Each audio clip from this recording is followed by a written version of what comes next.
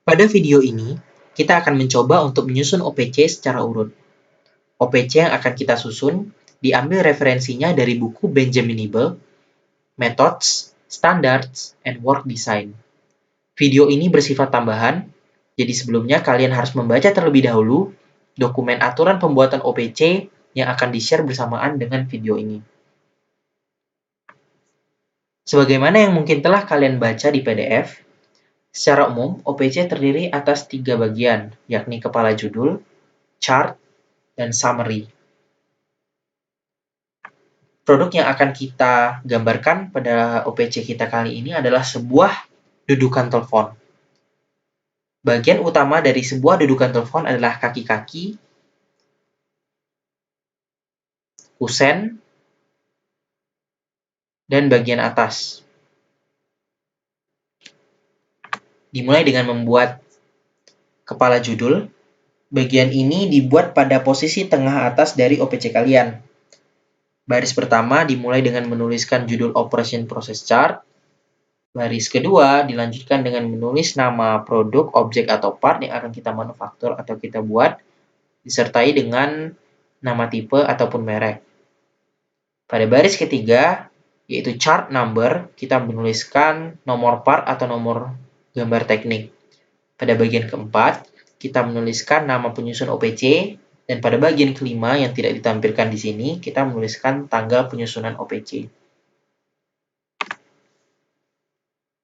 Selanjutnya kita masuk ke chart OPC. Sebelumnya telah diketahui bahwa dudukan telepon terdiri atas 3 bagian utama. Salah satunya adalah bagian top. Bagian utama dari sebuah produk biasanya dapat kita lihat pada level 1 BOM tree dari produk tersebut. Jadi bagian top ini kita tuliskan terlebih dahulu namanya, dilengkapi dengan nomor gambar, ukuran, dan material. Lalu kita lanjutkan dengan menuliskan sebuah garis bawah.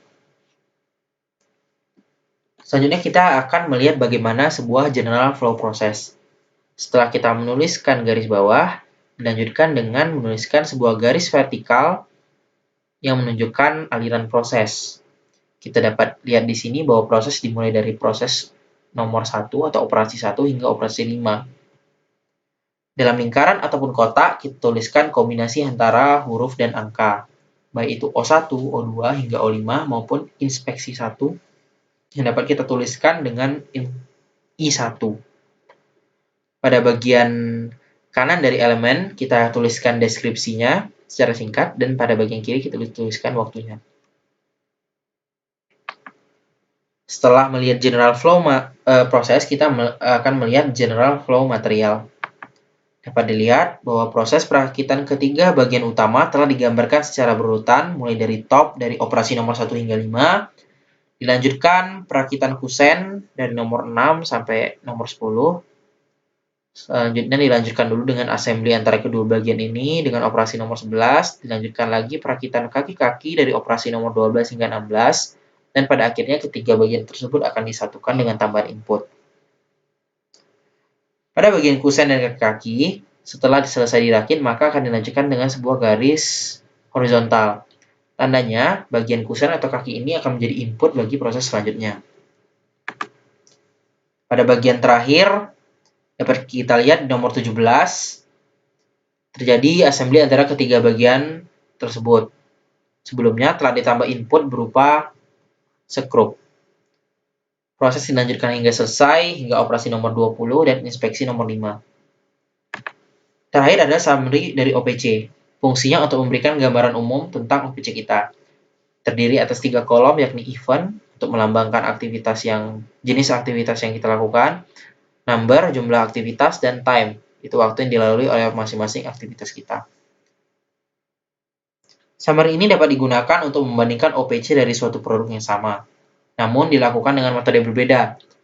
Contohnya, pada OPC kita kali ini merupakan OPC atau proses yang dilakukan dengan metode terkini.